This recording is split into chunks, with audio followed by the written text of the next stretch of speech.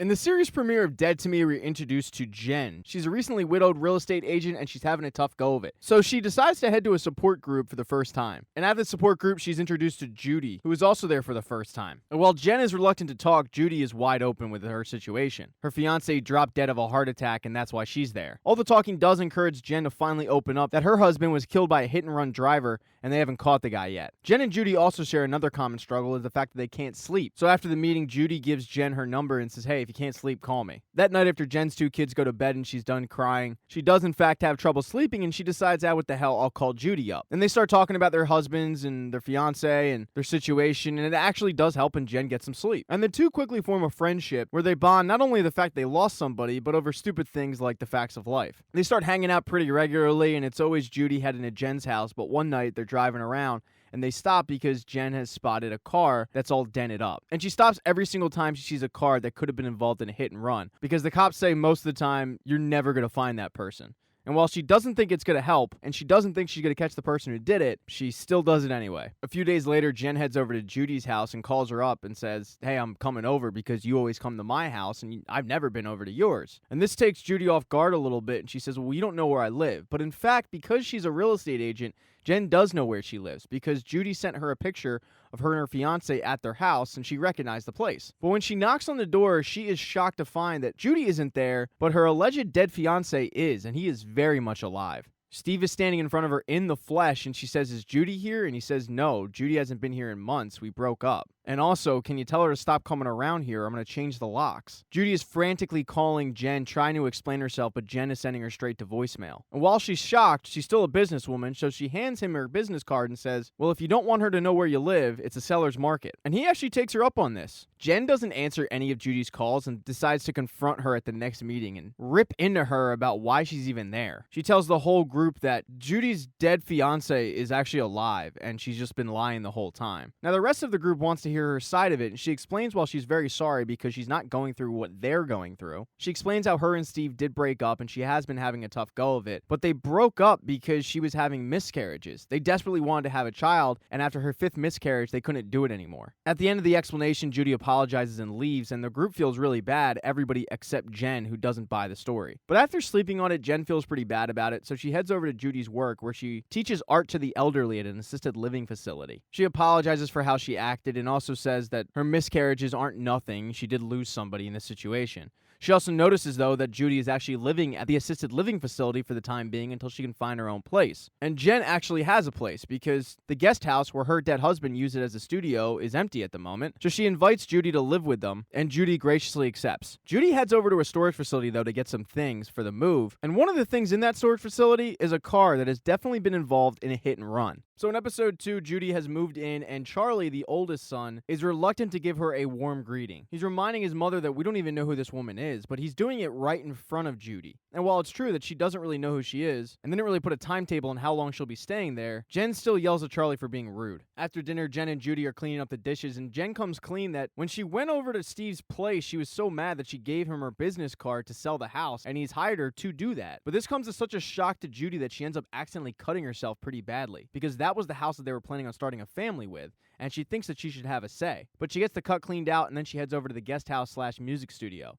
And she's a little freaked out being there, being in the same place where the guy that she killed spent so much time. So much so that she has trouble sleeping. Now, it might be the fact that Steve is selling his house because the next day she heads over there, but he has changed the locks. She then heads over to his work, but he's not there, and the women there are imploring her that she has to leave. She frantically writes a note, leaves it on his desk, and heads out. Now, Steve isn't there because he's headed over to Jen's real estate agency to meet with Jen and her business partner, Christopher. And Christopher lets it slip that Judy is actually living with Jen now. And Jen admits that Judy has been a rock for her during this hard, difficult time. And Steve is a little surprised to hear this and says, really? And Jen says, yeah, why? Steve says, I don't want to talk bad about her, but it's just wherever Judy goes, chaos follows. I wish her the best, but she's kinda crazy. And that night, as she's looking outside of her kitchen, she notices that Judy's a little out there as she performs this kind of Buddhist ceremony in the guest house to rid the evil spirits away. And on top of it, the next morning she notices that Judy actually decided to sleep outside. So Jen decides to confront her about this. Why are you sleeping outside? Is the guest house not okay? And she says, no, the guest house is great. It's just there's a lot of Ted in there, and Ted is Jen's dead husband. There's a lot of his things, and it's just really overwhelming. But the two are interrupted when there's a knock at the door, and two police officers are there to hand Judy a restraining order. She tries to immediately explain to Jen that it's not nearly as bad as it looks. She headed over to his place to talk about him selling the house, but he wasn't there, so then she headed over to his work,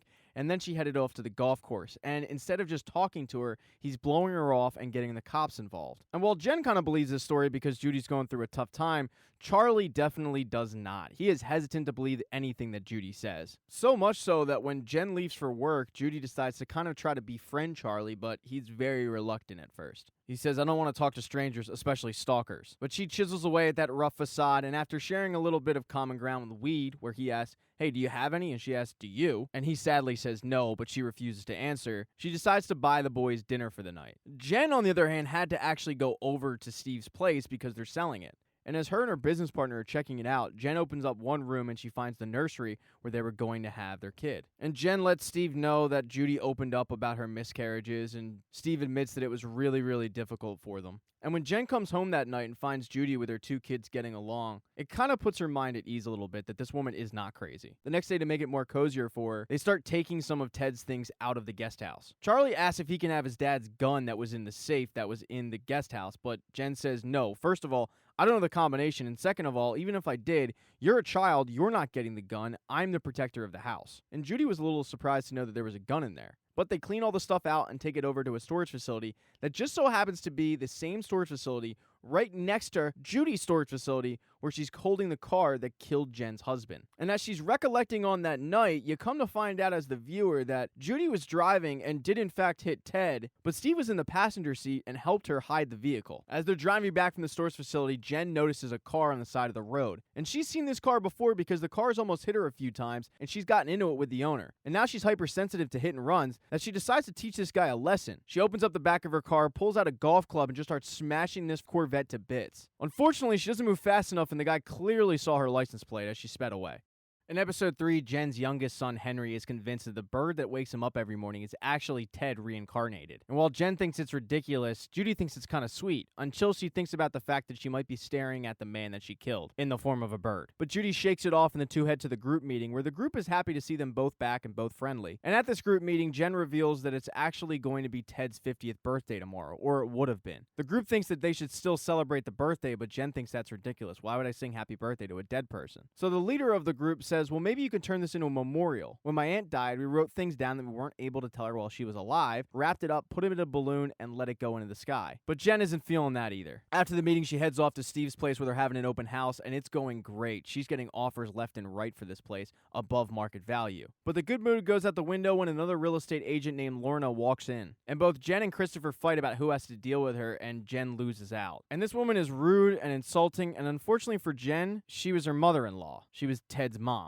And the two did not have a good relationship. She tells Jen that she's going to have a little something over at the house for Ted's 50th birthday party, but Jen says, no, you're not. And when Lorna wants to know why, she just blurts out, because I'm having something. Yeah, we're having a memorial service, and we're going to write notes in a balloon and let it off into the sky. She's hoping that Lorna won't come, but Lorna says, all right, I'll be there. And Jen really isn't happy about that. Judy also headed off to work where she was in the middle of helping a guy with a puzzle, but Steve shows up out of nowhere. He tells her that after thinking about it, he felt bad about the restraining order and took it away, and that he's working with Jen and she's actually really nice. But he had no idea that she is the wife of the guy that they hit. He plays it off like we hit a deer, but she acts like she didn't hear it. Judy tells him, I befriended her and I tried to tell you that, but you've been shutting me out. And I'm helping her and maybe we can do some good with this whole situation. But Steve is shocked at this line of thinking and says, you actually are nuts. He can't believe that after their situation, Judy thought it was a good idea to invite Jen into both of their lives because now Jen is selling Steve's house. And that opens up a can of worms with the house, but Steve quickly gets the conversation back on track. And it was actually Steve's plan to stay quiet about the hit and run, whereas Judy actually wanted to come clean. He tries to explain to her that if you tell Jen about this, it's only going to cause her more pain. But she reminds him, you're not my fiance, and you're also not my lawyer anymore, so I don't have to listen to you. And as soon as she leaves Steve, she gets a phone call from Jen, who needs help planning this party that she doesn't want to throw. And as Jen is lamenting the fact that she has to throw this party despite her ex-mother-in-law, Judy volunteers to do it because it's kind of her thing. So Judy takes the party planning off of Jen's hands, and now Jen just has to worry about the food. And as she's preparing it, she notices that Charlie is just fixated with this video game, and she inquires about it, and he says, well, it's a multiplayer game, so you play with a bunch of people. Actually,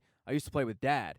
His laptop's over there if you want to try it, but I don't think you'd get it. And Jen agrees, yeah, I probably wouldn't get it. She completely misses the fact he's trying to bond with her. But now it's time for this party that they don't want to throw, and Judy has done a phenomenal job planning this thing. Everybody thinks so, including Lorna when she shows up, but she is surprised to find Judy because she's never heard of her, and she's kind of appalled about the fact that this woman that they don't really know is living with them all of a sudden. She's also brought this very obnoxious cake of her and Ted. But they all start the memorial service, and they're writing things down that they want to say to Ted, including Judy, who writes down, "I'm so sorry, it's all my fault," and puts it in a balloon. But this is really emotional for her, and she has to collect herself, so she runs to the bathroom to do so. But when she exits, there's Lorna right in her face, kind of wondering who the hell she is. But she's also slipping in insults about Jen, and Judy ain't having that. She's defending her friend. When they both come back outside, they continue the memorial service, but they're interrupted by the police, who have shown up this time for Jen, because that car that she's always calling the cops about speeding somehow got vandalized the other night. And they think they know who did it. But Jen turns this on the cops and says, you guys are worried about some stupid car, yet there's a killer out there who murdered my husband and you guys won't find him. So why don't you get back to me when you find out who did that? Judy eventually takes the fall for Jen and says it was actually her and not Jen that vandalized the car. Jen follows her out to the cop car, but when she returns, Lorna is giving it to her about having a criminal living under her roof with her grandchildren, and Jen flips out. She says, my friend isn't a criminal, and not only that, she's been the only person there for me during this time. You know, me and Ted had a great marriage, but the only difficulty in the marriage was you. Lorna disagrees and says that's not true. She then tells her that Ted actually called her the night he was murdered, and asks if Jen wants to discuss that, but Jen just wants her to leave. They do eventually release the balloons, and the mother-in-law does eventually leave. Judy, however, is arrested, and the cops don't believe her story that she was just randomly carrying around a golf club to just beat things with, but she's sticking to it, and she's admitting to a crime, so they do arrest her, and she ends up calling her lawyer, or ex-lawyer, Steve. And as they're leaving the police station, Steve tells her, whether you like this or not, we're in this thing together, so just trust me. Now, Jen is at home just reflecting on the day, and she notices that that bird that keeps waking up Henry has returned. And then she also notices that one of the balloons they let go is low enough that she can get. So she pops it and reads the message, and it was from Charlie saying, I wish you were still here so we could play that video game. And that's when Jen understands. So she grabs his laptop and signs on and messages Charlie, hey, I'm here to play. I'm going to try this thing out. But then she gets a message from some user named Bambi88. And it starts innocent enough like, hey, you're back. I miss you. But then it goes to, when can I see you? And then finally, I miss your cock. Episode 4 picks up the next morning where Judy thanks Steve for bailing her out by sleeping with him. And Steve has decided he wants Judy to move back in with him. He asks her, how are you supposed to move past all this when you're still living with the person's wife that you killed? But Judy says, well, we're becoming really good friends. I can't just leave her like that. But Steve tells her, if you move back in with me, I'll take the house off the market. And Judy agrees. So Judy heads over to Jen's where Jenny is spinning out her frustration over learning that her husband was cheating on her. And when Judy tells Jen, I slept with Steve last night a few times actually, right before she can get out and I'm going to move back in with him, Jen cuts her off and says, yeah, well, Ted was fucking somebody. And Jen goes on to tell Judy how she figured it out. So Judy hops on this game and starts chatting with Bambi88 and learns that she's a waitress. They figure out what restaurant she works at, and the two head over there to confront her. And as they're sitting at the bar trying to figure out exactly who Bambi is, Bambi actually comes up to them and asks them if they want a table. And right off the bat, Jen is very, very rude to this girl. She's feeling self-conscious because this girl is probably 20 years old and a little bit hotter than her. It's not like Jen isn't hot for, 40. But her stress level gets raised even more when she gets a text from Christopher saying that Steve is taking his house off the market. And considering he had 5 bids over asking price, this really annoys Jen. Apparently, Steve told Christopher I fell in love again, and Jen thinks it's the house, but Judy says, I think he's actually talking about me. So Jen says, what, are you just going to move back in with him? And Judy says, well, I tried to tell you this morning, but this whole Ted thing came up, and there was never really a good time to fit it into the conversation. And Jen is pissed off, not just because this is costing her the house, but also because Steve is kind of a douchebag. She reminds Judy that house never even looked like you lived in it. I mean, he didn't let you put up anything or decorate anything. And while she's yelling at Judy, Bambi's coming up trying to take their drink orders, but Jen is continuing to be very rude to her, while Judy, on the other hand, is being very, very nice. But Judy tries to change the subject by saying maybe you're going to get more information out of Bambi if you're not a total bitch. Jen isn't really interested in that, however. But the next time Bambi comes over, Jen continues to be a bitch, but Judy compliments her shirt, and then they learn that she's actually a singer. And from there, Bambi lets them know that she was working with her boyfriend, Ted, and he ghosted her a few months back, but all of a sudden he just showed up again, and he's supposed to meet her after his shift. Jen asks, well, how long are you guys been dating? I mean, that is really weird behavior. And she says, not too long, about a year and a half. And when Jen learns that she's been cheated on for about a year and a half, she's devastated, but she tries to turn this back to Steve. Judy says, you didn't know him like I knew him. I mean, he was good to me. He never beat me. He never cheated on me. And that's a pretty big trigger word at the moment. And Jen says, well, apparently I didn't know anybody, and leaves. Judy's sitting there alone at the table, and Bambi comes back, and Judy asks for the check, and then she says, by the way, Ted's dead. Bambi says, well, what do you mean, my Ted? And she says, no, my Ted, because he was my husband. And Bambi lets her know that Ted told her that she was dead. So Judy walks out of the restaurant kind of surprised and meets back up with Jen in the parking lot. Jen has keyed somebody's car. She assumes it's Bambi's, but she doesn't know for sure. And they're driving home, and Jen is driving pretty erratically because she's kind of in that I just found out my dead husband's been cheating on me for a year and a half kind of mood. And her erratic driving is actually scaring Judy to the point where Jen finally pulls over and says, fine, you drive. But the problem with that is after her accident, Judy said she would never drive again. And when she gets behind the wheel, she's driving about 10 miles an hour. So the conversation with Steve picks up again because he's been texting Judy all night and now he wants her to come over. But Jen says, well, what do you want? So the two head over to Steve's place where Judy hides in the car, but Jen goes to confront him. She knocks on the door and says, you need to take that offer that's $200,000 above listing because Judy's not coming back. I mean, it's not like you ever let her live in this house to begin with. And Steve is a little taken aback and says, well, you don't know what the hell you're talking about. I mean, you barely know her. Jen says, well, I barely know her, but I get her. So take the offer. When she gets back to the car, Judy reveals that Bambi told her that Jen was dead. And not only did Jen die in this situation, but Jen was dead from breast cancer. And this is a particularly touchy subject because Jen's mom died of breast cancer when she was 19. And since she had the gene, she had a double mastectomy because she didn't want her boys dealing with what she went through, losing their mother at a young age. So this really upsets Jen to the point where she says, you know what, I'm glad he's dead. And when Judy hears that, all of a sudden her burden is lifted and she feels like driving again.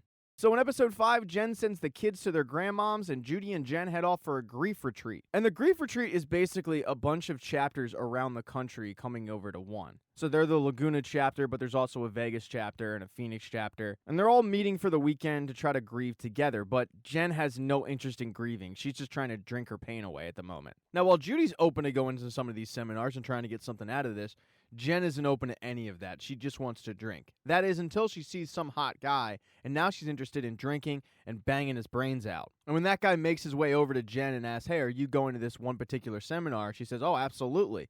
He says, great, I'll save you a seat. So she heads in there drunk and looking to score. And to her surprise, the seminar is run by Pastor Wayne, the guy who runs her grief group in Laguna. So she starts chatting this guy up in the middle of the seminar, asking about why he's there, what's his name, all the while being pretty rude to Pastor Wayne. And when she gets out of there, she starts shit-talking Pastor Wayne, saying that, yeah, he actually runs my group, and honestly, I never get anything out of it. But unbeknownst to her, he's actually right behind her hearing all of this. So he says, hey, Jen, I think you get out of it what you put into it, but yeah, what do I know? Her and this guy laugh about the fact that she was just caught, and then she invites him to go get a margarita, but he says, no, I'm going to do yoga. Maybe I'll catch you later at Karaoke. So that's what her and Judy do at night. Judy spent the day going to a grief group about miscarriages, but now she's just trying to be a good wing woman for Jen. She has no interest in trying to pick up a guy. She just wants to go back to the room, write in her journal, and have some time to herself. Eventually, this guy does show up, though, and Jen heads over, and they head out to the dance floor, and Jen's a really good dancer, and when she starts dancing seductively, turns the guy on pretty quick, and they head up to his room. So they leave Judy behind, and she's just sipping on her drink, but this guy gets up and starts singing karaoke for his lost friend. And he does a really good job, and he sings one of Judy's favorite songs, so she goes over and starts chatting him up, and she even admits, I wasn't planning on doing this, but you were really good, and I really like that song, and the two start flirting together. And that actually goes better than Jen and her guy, because when those two got to the room, they start hooking up, but the guy wouldn't shut up about his dead wife, and it completely killed the mood. So when Jen heads back to the room, she finds it locked, and Judy's like, yeah, it's me and Nick in here. Can I get the room to myself for the night? So Jen heads downstairs to smoke a cigarette, and she runs into Pastor Wayne. She apologizes for being a dick and just being cynical overall, and he says it's fine. She's not the first cynic he's dealt with. She tells him how she just found out that her dead husband was cheating on her, And he says, well, how does that make you feel? And they actually have a little bit of a breakthrough. And this is really the first time she's ever opened up in front of him. When she gets back to the room that morning, she's telling Judy that she needs to clean her act up for her kids. And she just wishes she didn't feel like this. And Judy says, I hate the person that made you feel like this, which is ironic, of course, because it was actually Judy herself. And as Jen is crying on Judy's shoulder, out of the bathroom walks Nick, the one-night stand. Judy introduces the two and says, Nick's actually a police detective. He's here because his partner died. And all of a sudden, Jen perks up and says, have you ever dealt with hit and runs? And he says, I have. She says, have you ever solved one? And he says, yeah, I have. And Jen and Judy have the biggest smile on their face. So in episode 6, Judy and Jen meet Nick at the scene of the crime, but they're going over the fact that there were no witnesses, no cameras, no evidence whatsoever. And Jen does admit that she's been bothering the police about getting this crime solved, even with the lack of evidence. Nick says, hey, I'll head over there because I'm a police detective and I've dealt with this situation before. They're more open to talk to me and not you. And then he asks, hey, who found the body? And it turns out that one of Henry's classmates actually found Ted's body. And then Nick says, yeah, how are your boys doing? And Jen says, people ask that all the time and they're actually doing surprisingly well. But that's actually not the case because that day she's called by the school principal because Charlie was caught selling drugs. One of the kids who he sold drugs to was high as a kite and ran a car into a greenhouse. And because of Charlie's situation with his dad, she's not going to report it to the police. Jen is now on the hook to get that greenhouse fixed. Jen asks the principal, all right, what do we do now? Because Ted kind of was the disciplinarian. And the principal lets her know that Pastor Wayne does have a youth group for troubled teens, but she says, look, he needs to be punished. He doesn't need to be tortured. So Charlie is going to be suspended for school for 2 weeks, but the principal does say it would be helpful to find out where he got these pills. And to Jen's surprise, he got them from Ted's medicine cabinet. Ted was taking all of these pills, and Jen just had no idea. Now, while Jen was dealing with her mini Pablo Escobar, Nick and Judy did head over to the police station where they weren't exactly greeted with a warm welcome. The officer in Laguna basically explains to him that we don't have any evidence and we don't need more help right now. What we need is for you to explain to her how rare it is for this crime to actually be solved, which is about an 8% chance. So when Judy heads back to the house, Jen is administering a drug test on Charlie just to make sure. And the drug test does come back negative, but she admits, I gotta find a way to punish this kid. Although her other kid seems to be doing well, Henry, and he has a school recital that day. So Jen, Judy, along with Christopher, her business partner, head on over there to watch Henry belt his heart out, and he is killing it. At one point, Christopher says, he really should join my church's kids choir. But Jen is not the religious type and says, absolutely not. And everything's going great until all of a sudden somebody messes up a line or a note and Henry flips out on them. In the middle of the song, he yells, you guys mess this whole thing up, and storms off, causing a pretty big scene. Jen goes to talk to the head of the choir about it and says, I'm sad to say this is not the first time. Henry has a pretty bad temper, and he lashes out sometimes. And I would have called to tell you guys about this, but Ted was always my contact, and you never updated the contact information when he passed away. Now, while she was talking to the teacher, Judy took it upon herself to talk to the little girl who found Ted's dead body. And this girl is a little sociopath, but she sticks to her story that there was no evidence and wasn't any other witnesses. Now, since Jen still has the issue of Charlie to deal with, she decides to get the help of Nick to send him a message. So Nick gets all dressed up, gets a cop car, comes over and starts frisking him up, and tries to do a little bit of a scared straight on Charlie. And it's working. I mean, he's doing a great job, and Charlie is terrified, especially when Nick heads to his backpack. He starts cleaning it out, saying, what do you got, drugs in here? But then he finds a loaded handgun with the safety off. And that's when Nick says, all right, no, I'm done playing. Like, what are you doing with this? And at this point, Charlie is upset and crying and admits that he got it from his grandmother's house, and he just had it for safety and protection in case anything went wrong. Well, this is a pretty sensitive subject to Nick because this is exactly how his partner died. A stupid kid with a loaded gun. So everybody in the room is pretty upset about it. Charlie seems legitimately remorseful, and Nick and Judy decide that they're going to have lunch tomorrow. And later that night, Jen and Judy are talking about what transpired that day, and Jen admits that she can't stand guns. And Judy reminds her that there's one in the safe right over there, but Jen says, no, that was Ted's. And it was actually given to him by his mother for Christmas. But you can tell that she just is struggling with the fact that her kids weren't doing as well as she thought they were. The next day, Judy and Nick meet for lunch, and she's asking him all these questions about the case. But Nick doesn't really want to talk about the case. He just wants to spend time with Judy. And even after he says that, Judy persists with the questions about the case. Judy's trying to get to the bottom of this, saying, he was taking all these pills. Is it possible that he jumped in front of the car? And Nick says, yeah, it's possible. I mean, what if this was like a suicide attempt where he lunged in front of the car? Would it be the driver's fault? Nick says, the hit isn't the problem. That's not the crime. The run is the crime. But without a car, without evidence, without any witnesses, there is no crime. And the fact that without a car, there is no crime really sticks with Judy. Now, since Jen's kids weren't doing nearly as well as she thought, she decides to change things up a bit. She ends up taking Charlie to Pastor Wayne's class, and he is pissed off about it because it's 10 weeks, but he needs to be taught a lesson. She also reluctantly takes Henry over to Christopher's church, and after some begging and pleading, allows him to join the church choir. Because it's very evident that they take it way more seriously than his school's choir, and that was the crux of the issue with Henry. That night, they get a knock at the door, and it's the girl who found Ted's body. And upon further inspection, her mother finds out that she actually kept a part of the car at the scene of the crime. So she hands over this part of the car, and when she does that, Jen is thrilled, but Judy's a little nervous at this point. So she heads over to the storage locker where they were keeping the car, but when she opens it up, the car is gone. In episode 7, Jen has new evidence, and along with Nick, heads to the Laguna Beach station to give that piece of the car to the police officer. She also demands to see the file on the case, but the cop is reluctant to do so because it's not usually a good idea to hand over the file of a murder victim to their family. But Jen keeps asking for it, and finally when she gets the file and she sees Ted's dead body, she's overcome with grief and needs to leave. She runs outside to call Judy because she feels like Judy's the only person who would understand her situation right now, but Judy doesn't answer, because Judy has barged into Steve's office demanding to know where the car is. And Steve told her that he would take care of it, and he has. He's hiding the car at his mother's place. And when the two head over there, Judy finds out that Steve has already started disassembling the car. He figures that if he disassembles the entire car, he can spread it around at different junkyards throughout the city, and that makes it way tougher for them to find. And with no car, no crime. But all the while, Jen is continuing to call Judy, and Judy continues to blow her off because she's terrified that the cops have already solved this crime, and Jen knows. But Steve is not worried at all and says, "Answer the phone. Tell her I said hi." Even with Steve's urging, she doesn't answer the phone. Judy is still very much worried and demands that they get rid of the car today, so both of them start dismantling it. And as they're doing so, they start reminiscing about different trips they took. And one trip in particular comes to mind for Judy, and it's when they went to the Petrified Forest, and there was a sign that said, "Do not take these rocks. If you do, you'll have bad luck." Judy says, "Yeah, I read something a while back about all these people that took rocks from the Petrified Forest and ended up mailing them back saying that they were sorry because stealing that rock ruined their lives." And Steve doesn't buy into that at all, but Judy says, "Well, did you do it? Did you take a rock?" He looks at her like she has 8 heads and says, "Look, I wanted to, but no, I didn't. And I don't believe that if you take a rock, that's how you get bad luck."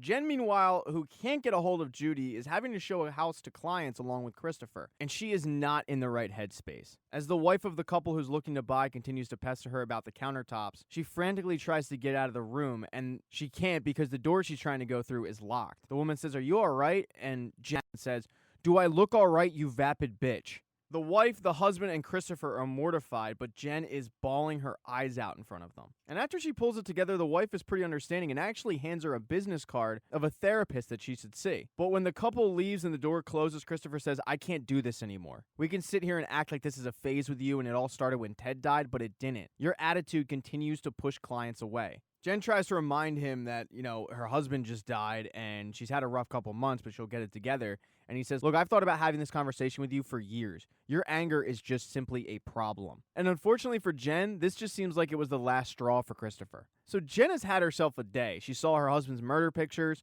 her business partner split on her, and her best friend is not getting back to her. So she heads to Judy's work, but Judy is called out sick. And of course, she's not really sick. She's disassembling the car with Steve, and the two have finished, and they celebrate by having sex again. And after the sweaty sex, and after they get the car all loaded up in this U-Haul, Steve does admit, by the way, "Yeah, I did steal a rock. But I'm not buying the fact that I get bad luck because I stole a rock." Although you can tell by Judy's face that she completely buys into that theory. That night, Nick stops by the house to see Judy, but of course she isn't there because she's getting rid of the car. He does see Jen, however, and brings up the fact that it was really weird in the file because it said that Ted was wearing Vans, even though he said he was going on a run. And Jen lies to him and says, "Yeah, he never wore running shoes. He wore Vans to toughen up the bottom of his feet." But in fact, Ted had a ton of running shoes. But for whatever reason, she feels the need to lie to Nick about this. Jen kind of shoos him off, and eventually Judy does come home, and when she does, Jen lights into her. She says, "I needed you today, and the last time somebody I loved didn't text me back, they were dead." And that realization hits home with Judy, and she feels really bad about it and starts apologizing immediately for it. But when they wake up the next day, all's forgiven because Jen has gotten great news. Nick found the make and model of the car, and he's going to give her a list of all the people in the area who own that particular car.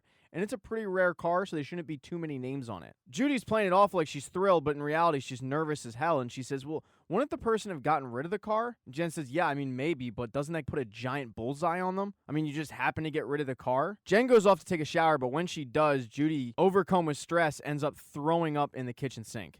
In episode 8, Jen has the list of people who own that particular car, and she's doing an investigation on her own. She's going to their houses and explaining to them that she's a real estate agent and the market right now is booming and would they be interested in selling their home. And that's when she starts snooping around and gets into the garage and looks at the car. The first house she goes to isn't the guy, and he had an alibi. And when she returns to the car and Judy and Nick are there waiting for her, they start going over the list and going over the people that they're going to go to next. And they notice there's a lot of businesses on this list. And one business in particular, a place called TKG Arts, gets mentioned, and Judy all of a sudden grabs the list and wants to start looking at it. And Judy isn't feeling so great, and the more and more she looks at the list, the more nervous she gets and the worse she feels. To the point where they actually have to take her home. So Jen and Nick take her home, and as Nick is tending to her, she breaks things off with Nick. She explains how she was engaged earlier and she still has feelings for that guy, and in her heart, she just thinks that Nick deserves somebody better than her. And this completely takes Nick off guard, and he just slowly exits the room. And while Nick was tending to Judy, Jen continued to go door to door because Nick cross-referenced the list with DUIs,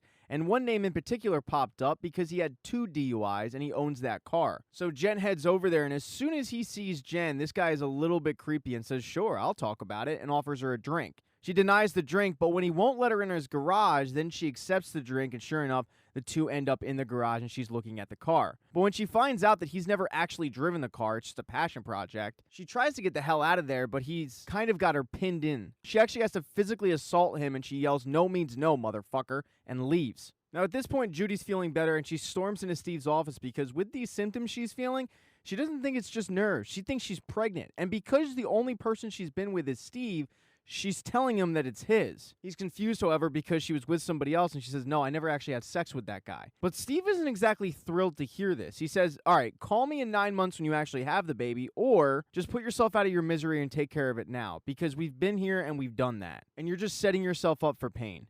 The two are interrupted, however, when a girl comes in, and it becomes painfully obvious to Judy that he's seeing her when he refers to Judy as a quote-unquote client. When she leaves the room, Judy looks at Steve and he says, "I mean, you were seeing somebody. By the way, what else did you want to say? You said there were things you wanted to discuss." But she's so upset about this that she just leaves. So Jen and Judy meet back at the house, and Judy explains to her how she thinks she's pregnant, but she actually hasn't taken a test. She just went straight to Steve's. And while they're waiting for the test results, she tells Jen how she broke off things with Nick and how he deserves better than her. But Judy is confident that she's pregnant. Unfortunately, when the test result comes back in, it's negative.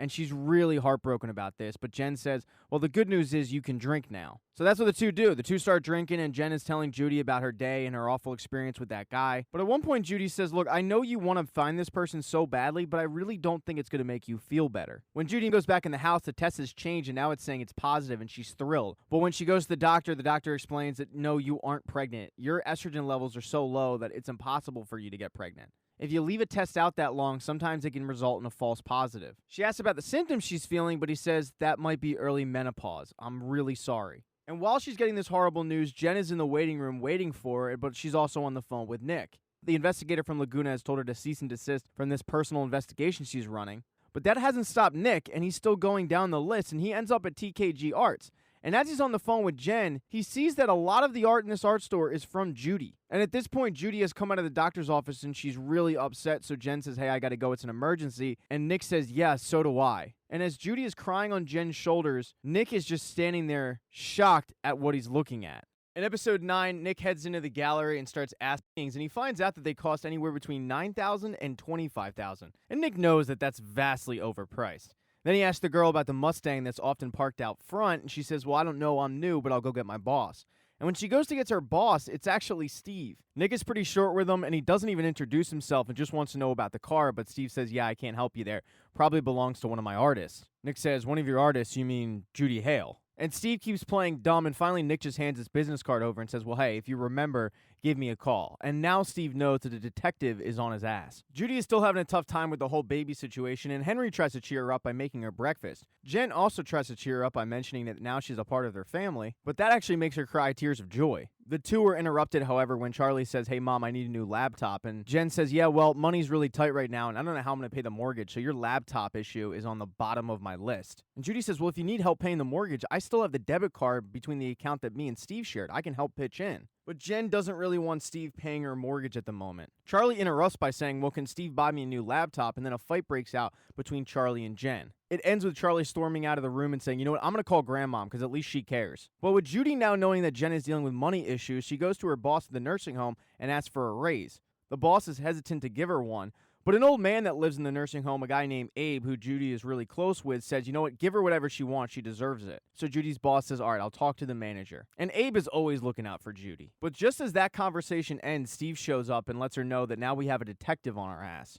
Judy says, oh yeah, that's Nick. That's the guy I was dating. No, we're fine. He's actually really sweet. He's helping Jen try to figure out who killed her husband. Steve goes, that was you. You killed her husband. She says, why don't you just confess? You clearly want to get caught. But Judy promises that she's going to fix this and call Nick. And he says, what are you going to call Nick for? He asks if you own the car. And if anybody goes down for this, it's going to be you since you were driving and I'm the only eyewitness. And from the moment it happened, Judy wanted to go back, but Steve urged her not to. And Steve told her that she needed to run. But now he's saying it's every man for himself. He leaves when he gets a phone call from Jen, which we'll get to in a second, because Abe, Judy's friend, overheard this entire conversation and has figured out that Judy is the one who killed Jen's husband. And Judy is overstricken with grief and doesn't really know what to do, and she wants to admit that she did it, and Abe's advice is, well, the truth will set you free. Now, Jen has called Steve because she went to Lorna hat in hand looking for a job after Christopher ended their relationship. And you find out that Jen was at one time Lorna's protege until she left to go into business with Christopher. And that's really where their relationship started to fray. After the initial insults back and forth, Jen pleads with Lorna to give her a job, saying, don't do it for me, do it for your grandchildren. We need a roof over their head. And Lorna does agree, and she also admits the night that Steve died, he called her, but she didn't answer because she took a sleeping pill. And she's always felt really, really guilty about that, but Jen says, you can't blame yourself for his death. You had nothing to do with it. As she's trying to calm down Lorna, she notices on the computer that there's a really nice property and says, are you selling that? She says, yeah, I have an exclusive listing for it. It's 6 properties. It's really great for a rich bachelor. Do you happen to know any? And that's where Steve comes into the mix. So Jen calls Steve about the property and he heads over and he's looking at it and it's enticing for sure, but it's a little small. And she says, well, if you buy both units and knock out that wall, you have a palace. And he says, okay, I'll buy both units, cash. And cash is about $8 million. And that is a massive commission for Jen. This is just the kind of news that she needed. She heads home that night with a new laptop for Charlie, but when she gets there, she's not greeted by Charlie, she's greeted by Lorna. And Lorna tells her, look, I just want to let you know right off the get-go, I had nothing to do with this. And Jen is pretty confused until Charlie comes down with bags because Charlie has decided that he's going to move in with Grandma. He doesn't want to spend one more second in that house with her. Because Charlie blames Jen for his dad's death because the night that Ted died, Jen and Ted had a pretty big fight with Jen screaming at Ted. And Charlie feels like it was Jen who pushed Ted out the door. So he leaves to live with his grandmother even though Jen is urging him not to. And before he does it, he fits in one more pot shot saying, Dad didn't want to spend one more minute with you and neither do I. And then he leaves. Now, speaking of Ted and his case, Nick has pretty much figured out that it was Steve and Judy who both killed Ted. He heads to the Laguna cop and starts telling her about this, but she's not really interested in his theory because she figures that he's biased. Not only was he dating Judy, but he's on a psychiatric leave from his current detective job. So she doesn't put too much credence in it. But then after Nick leaves, Judy shows up at her desk. And Judy says, I need to admit something, but she's super nervous and she's having trouble just saying it. And finally she says, Steve is a money launderer. And this is not what the cop was expecting to hear and says, do you have any proof of this? And she says, actually, yeah, I do. And they head to that storage unit where they were keeping the car. But along with the car, there are a bunch of boxes, and that's Steve's paper trail. And the cop is pretty surprised. Judy lets her know you have my full cooperation, and then she heads back to Jen's house. And she sees a very depressed Jen who is putting a lot of blame on herself for Ted dying. She tells Judy that the night that he died, they got into a pretty big fight because he hadn't touched her in over a year. And Judy says, well, he was having an affair. And she says, no, I had nothing to do with that. He stopped touching me after I had my mastectomy. And I thought he could get over it, but he just made me feel so disgusting. And we got in this big fight. I ended up punching him in the face. He wasn't going for a run that night. It was 1 a.m. He just didn't want to spend one more second with me in that house. I pushed him out the door. I killed him. I hit him. I hit him. And when she keeps repeating that over and over, the guilt for Judy is mounting, and finally she blurts out, I'm the one who hit him. And Judy admits everything. She admits how she hit him, how they covered it up, and she feels so guilty about it. And the whole time, Jen is just staring at her, not saying a word. Judy's apologizing and begging for Jen to say something and asking, what can I do? And finally, Jen says, you can go fucking die, and walks in the house. So Judy leaves and goes back to the nursing home and goes to visit Abe, who is the person she's closest to at the nursing home and the person she loves the most. But unfortunately, Abe has passed away through the night. And Judy is overstricken with grief because she never got to say goodbye to Abe. And it caps off just an overall shitty day because she just lost Abe and she just lost her quote-unquote family with Jen. And at that exact moment, the FBI is clearing out that storage facility. And as they're doing it, the Laguna cop notices that there's a grease stain on the floor, which gives a little credence to Nick's story. Jen, however, has entered the guest house and goes over to Ted's safe, punches in a combination, and grabs the gun. And in episode 10, with Judy out of her guest house, Jen clears all her stuff out of it and puts in a high-tech security system to protect her and her family. But this is a religious day for the two women. At the nursing home, they're going through a Jewish ceremony for Abe's death, and afterwards, Judy goes up to the rabbi and starts talking about the ceremony and asking some questions. She says, I think it's nice to think about Abe being in heaven with God, but in the Jewish religion, they don't believe in a heaven and hell. This surprises Judy a little bit, and the rabbi lets her know that in the Jewish religion, if you've wronged somebody in your life, it's important to make amends and compensate for it while you're on earth. Jen, meanwhile, is in her own little hell because she's watching her youngest son, Henry, go through baptism. Henry's decided he wants to be a Christian, and Lorna and Christopher, who are also there, are thrilled, and Charlie is very confused about what's going on. He asks, hey, where's Judy? And she says Judy won't be in our lives anymore. But that's all she's saying. She won't say what happened. After the ceremony, Jen heads straight to the Laguna police officer and tells her, it was Judy who killed my husband. She admitted it to me yesterday. But the police officer is being annoyingly calm about this revelation. She lets her know that the admission alone isn't enough to arrest her. They need evidence. And also, Judy is involved in another investigation that she can't tell her about. And the more and more the cop talks, the more Jen gets pissed off. The detective says, look, take solace in the fact that you found out who did this. Isn't that what you wanted? She says, no, I wanted justice. And the cop reassures her that if she's patient, she will get justice, but patience isn't a virtue that Jen is interested in at the moment. Jen needs to head to an open house with the units that Steve bought, and she meets Lorna there, and Lorna lets her know that Steve actually pulled his offer, which Jen wasn't aware of. This is just another blow to Jen's ego as she's forced to work for her ex-mother-in-law to keep a roof over her head. As she's walking around offering sandwiches to the people at the open house, all of a sudden Judy shows up, and Jen is enraged. Judy just wants to apologize and lets Jen know that she's planning on turning herself in and asking for the max sentence. But just the fact that Judy is breathing in front of her pisses off Jen. She just can't believe that she had the audacity to show up right now. Jen lets her know that I already turned you in, but there's nothing really they can do. The two start having a fight about what Judy's even doing there and Judy's motives, and finally Jen says, just leave me and my family alone. I have Ted's gun and I will use it. Do you understand? And Judy says, yes, I understand, and she leaves. And she heads straight to the bank where her and Steve held that joint checking account and cleans it out. When the woman asks why she's cleaning it out, she says, I'm going away for a while. And of course, Steve is unaware this is happening, and he's also unaware of who turned him into the feds. He's getting phone calls from all the people that he launders money for and reassures them, look, it'll all be all right. I just need to go to the bank and move some money around. But when he gets to the bank, he finds out that that joint checking account has been cleared out by Judy, and he is pissed. And right before she leaves, Judy heads to the church where Henry's having choir practice, but Christopher stops her before she can get to Henry, and she hands over a gift for him. And it has nothing to do with Judy. Christopher just doesn't like people seeing an unfinished product in the choir. And as Jen is tucking him in, Henry makes mention that Judy gave him a bird that will always be with him, and Jen says, when did you see Judy? And he says, well, today. And this really pisses off Jen, who warned her hours ago, if you come near me or my family, I will shoot you. And Jen, since she kind of just lost her best friend, has invited a neighbor over to see if she can replace Judy, but the conversations aren't exactly taking off. The two don't have a lot of chemistry. Although this woman is a security freak and starts asking about the security system that she had installed. Then she asks where she hides her gun, but Jen says, I'm not really a gun person. I don't have any guns. But when the woman gets up to leave, she pulls the gun out of her purse and says, hey, can you teach me how to use this just in case Judy ends up coming back? After that woman leaves, Jen is in the house, but all of a sudden the alarm goes off, and she frantically runs downstairs to grab the gun, but it's not Judy, it's Charlie, who came home. He tells her how grandmom has a pill problem, and he apologizes for leaving in the first place, and he took all of her pills, and Jen confiscates the pills and says, were you planning on selling these? And Charlie says no, but he's got a smirk on his face. He once again apologizes and tells his mom that he loves her. Now with the two kids in bed, Jen heads upstairs and grabs that wooden bird that Judy gave Henry and starts inspecting it and notices there's a folded up cashier's check worth $500,000 tucked into the bird. As she exits the house to get rid of it, she's shocked to find Steve lying on one of the pool chairs. And Steve's there for Judy, but Jen lets him know, I have no idea where Judy is. She doesn't live here anymore. And Judy is drinking and walking on the same road that she killed Ted on. Steve lets Jen know that Judy screwed him over and she ruined his life, and Jen says, well, what did she do? Hit another person? And at this point, Steve knows that Jen knows. And through a little more conversation, Steve reveals that Judy was driving. Because Steve thinks that Jen knows everything, but Jen had no idea that Steve was even in the car. And now Jen is putting it all together. A fight breaks out between the two because Jen says, Judy wanted to stop. What did you tell her? Steve's telling her, I don't remember, but he also said earlier that it was the worst day of his life, so Jen doesn't buy the fact that you don't remember any details from the worst day of your life. And in reality, what Steve told her was to drive the damn car and not to go back for Ted. At this point, Jen just wants Steve to leave and asks him to do so, but he won't do it. So she pulls out the gun and points it at him and says, "I'm gonna need you to leave." But he's not leaving until he finds out exactly where Judy is. And at this point, Judy has arrived at the shrine for Ted on the road. And she just wants to relieve herself of that burden so badly that she walks into the road to get hit by a car. And while she almost does get hit by a car, the car stops and she gets a phone call from Jen saying, "You need to come home." And when she gets home, she finds Steve's dead body floating in Jen's pool because Jen shot him. And that is how season 1 of Dead to Me ends.